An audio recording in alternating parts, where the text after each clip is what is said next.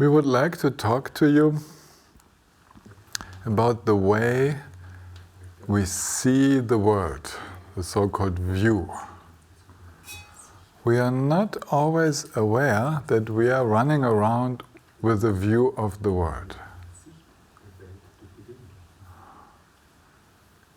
And a lot of Dharma teaching, this kind of talk which we are giving, explanations, are actually to challenge the old views with which we are walking around. You remember all these teachings now, this explanation about change. We have come to a point where it became quite obvious that there is nowhere in the universe a place, a being, an experience that would be exempt to change. Now, imagine someone would take in the middle of these changing situations, in this changing play of forces, someone would take a stable standpoint and say, this is me. I am stable. There is something stable in me which goes through all the situations and does not change. Already at the time of the Buddha, 2,500 years ago, there was the idea of a stable self, like a soul, being stable in all the situations and going into another life and being suspended in space, waiting for the time of final enlightenment. Things like that were already current in those days. There's nothing new to this in the Christian belief system, which came a few hundred years later. So let's just challenge that a little bit. The view where I am stable, and we might live with this view. Huh? You recognize that you might be also unconsciously right now believing to listen from the place of a stable self. If this self feels something, is it stable? No, it's dynamic. If the self has an opinion, likes something and dislikes something, is it stable? No, it's active. It's dynamic. So actually, if we had a stable self, something in me called Tilman, which has been Tilman from when I was born, through my childhood, through my adolescence, throughout my whole life until now, this stable Tilman, if it were stable, it would be dead. It could not feel. It could not speak, it could not express itself. It could not learn. All of what we call self in modern psychology is actually a dynamic self. And it's processes, all of it. You can understand this intellectually very easily. Everyone can follow.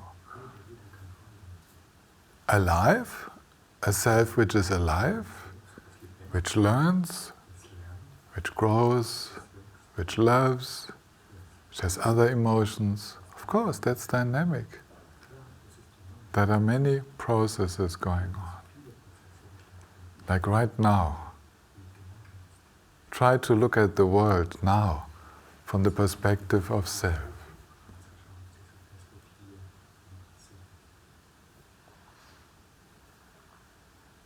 Yes. somewhere in the middle of my world of perception.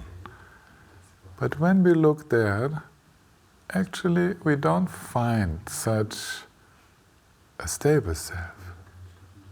And we look right into it, and you will do it again and again in meditation if you wish to do so, you find space and you find movement.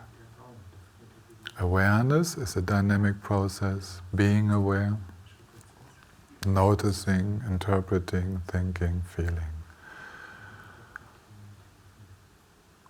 Oh, we call it dynamic space. It's the dynamic space of awareness. And it's colored by various forces that make up you and me. You are colored by different forces than the so-called me. This changing me and the changing you. What makes our person is not something stable, but the dynamic activity of personally cultivated forces. You get that point? You are, with your biography, here now, and because of what you have learned and experienced, then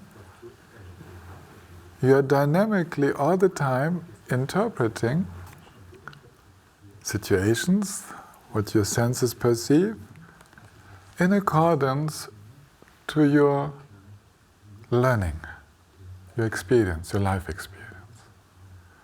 And that's why here in this room, everyone experiences a different situation. Everyone with this own filter of interpretations. Now, when the Buddha tried to make this point,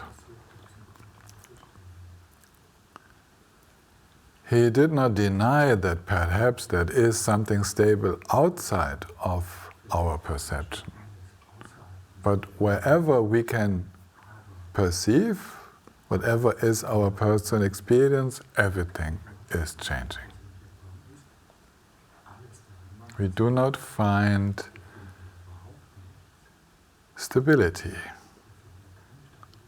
But you know that stability is actually saying that a place in the universe would be dead. It would be stable, that means not dynamic, not changing, so it would be dead. There would be no forces active. You don't find such a place. Everything in movement, everything active. Every place in mind is active. Making that point, the Buddha said, well, you're allowed, it's fine with me if you want to take yourself for a stable self. There's only a problem with that it's in contradiction with reality and it will create stress. Because you are changing, and if you think you are stable, then your idea of yourself as a stable person will very soon contradict the reality of yourself as a changing person. You will have stress. Now, if right away, by introspection, we realize that we are dynamic processes which are individual, which are personal, shaped by our learning, experiences, interpretations, distinctions, all of what is going on in our mind. So we are constantly giving shape to our being, the new, fresh expression of being in the now. If we can see that and be in accordance with that, then we are not so surprised when new aspects start manifesting, when aspects, forces manifest that we have not yet wanted to acknowledge. We don't create an additional stress with fixed ideas about ourselves. It's a very relaxing way of seeing the world. When this person is not stable, there's a nice thing about it. Then this person can change. It is bound to change. It cannot do anything else but change. So I can change. I use the word now with the new understanding, I am change. And this is actually the whole basis of the teaching about awakening. Everyone can awaken. Everyone can evolve, can change into a free person, freely expressing all the qualities, learning to be in a flow.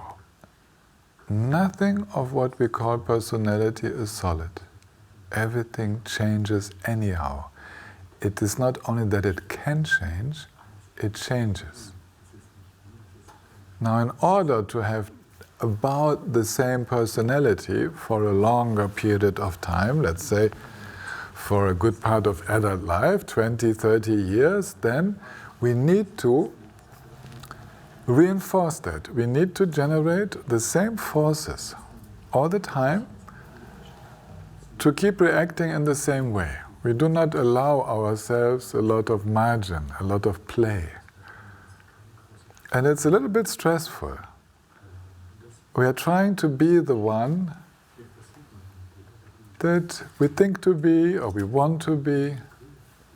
We are playing, we are trying to put on stage the image of ourselves. This is a lot of stress. It's much more relaxing to be the change and then to engage in that change in such a way as always putting the awareness there where qualities wait to be enhanced by our awareness, where they need to be supported.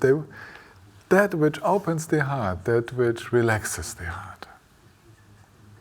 You get that? This is the message of the Buddha 2,500 years ago about an-atman, no stable self, changing self. And it's true nowadays. Now I wonder what is your take about that? How you would continue from that, or... I wonder too. I mean, it would be very relaxing. Let's see what comes out. Yes. So you describe beautifully this process of building up a self, building up, let's say, headquarters of a resistance to change that is creating an illusion of security and then automatically creating suffering. Yeah, that is actually the core, the root problem. And in general, like in discussing about how we are trying to impose views on the change, on the truth of change, the nature of things as they are, you can say the sense of self, or the sense of a soul, the sense of any very stable reference point, is what we call existence in philosophical language. It is like an affirmation. It is saying that something is really, really there. And by affirming this, by believing in this, we are, of course, saving ourselves from destruction, dissolution, change. Yeah? So we are staying safe in that way.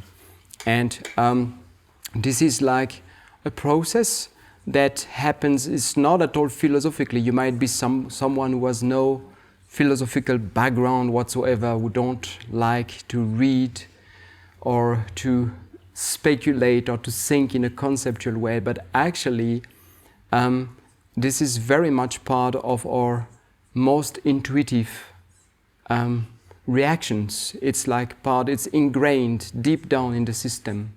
So we are all the time affirming that something is really, really there. Like, for example, whenever there is a strong emotion taking us over, like a strong fit of anger, and feeling like, and being in it like this feeling of intense claustrophobia, that it is really happening, that the cause of the anger is really a problem that we have to solve, that this energy is actually an enemy, it is something we have to very quickly, as soon as possible, get rid of or get over with. This is actually an expression of belief in existence. This is an expression of view, which is actually thinking this emotion is real. This emotion is really there. Because if you didn't have such a belief, you would not fight it so hard. You need to have a solid enemy, a real enemy, in order to engage into a fight. Yeah, otherwise we would not fight in the first place. So, and this attitude of affirming or believing in things to be really there is taking place constantly. If you look at the moment-to-moment experience, it is taking place all the time, also with very small things.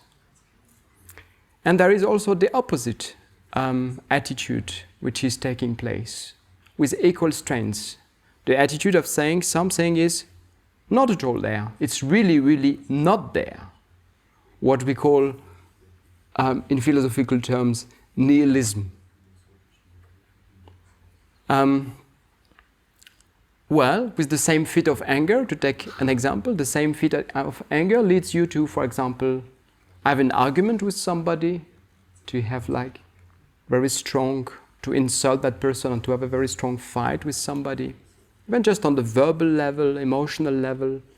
And then after that, after the fight, there is such a strong impression, so much stuff going on in the minds. And yet you would have the attitude to say, okay, doesn't matter, no problem. It's not important. Or that person doesn't matter what has just happened. It is not, no problem. And you go on. You just deny the power of it. You deny how much it is working in you. You just try to annihilate it, to bring it into some kind of nothing, non-importance, absolute non-importance. Yeah? So you see these two mechanisms of wanting to make sure that something is really, really there, or doing everything we can to ensure that something is really, really not there. This is actually the forces which are in the background of our likes and dislikes. We have been talking about that very much before, the likes and dislikes, the pushing and pulling, wanting to have, wanting to get rid of. Actually, in the background of that is this existential level. It's almost a survival question taking place all the time in our smallest issues. I remember in retreat, is Morton there? No, not unfortunately, so I cannot ask him for a check, but I remember in our retreat, our 3-year retreat together, I don't know if he remembers this one, but anyway, he just told me that he wanted me to mention his name a few times during the talk, so I'm taking the opportunity. So, in the retreat where I was with Morten, we had like this very intensive lunch experiences. This is the time where we meet. The rest of the time we are isolated, practicing in our rooms supposedly. And then at the lunchtime we meet, and then this is the time where a lot of emotions come up. And I remember an absolute, memorable, fantastic discussion about carrots between two guys. Yes, he's there. So maybe he can confirm or deny.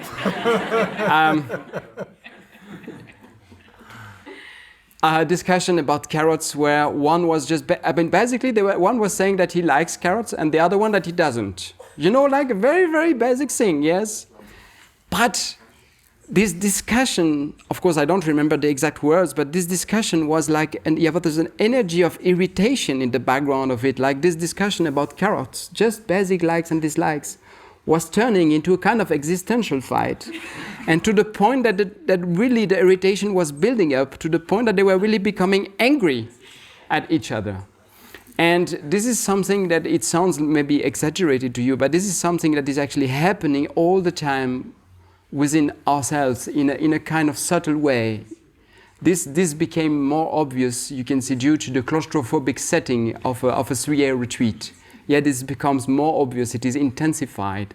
But this energy of having existential fight for our likes and dislikes is in us, and it is active all the time. It is very strong. So this is how we are trying to survive. You try to survive by affirming, or you try to survive by denying. But this is still a strategy to make sure that there is someone there who is experiencing something. Yeah? So this is what we call, you can say, imposing our views on reality, on change. So how we influence life, so the power of our views.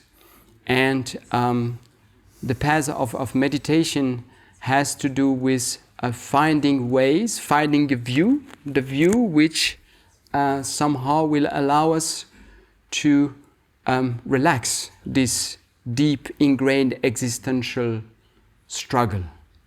Yeah? To discover that it has no real reason to take place, that there is another way, there is a path of openness, there is a path of no struggle, of non-violence, you could say. And this is what the Buddha called the view of the middle way, which is definitely not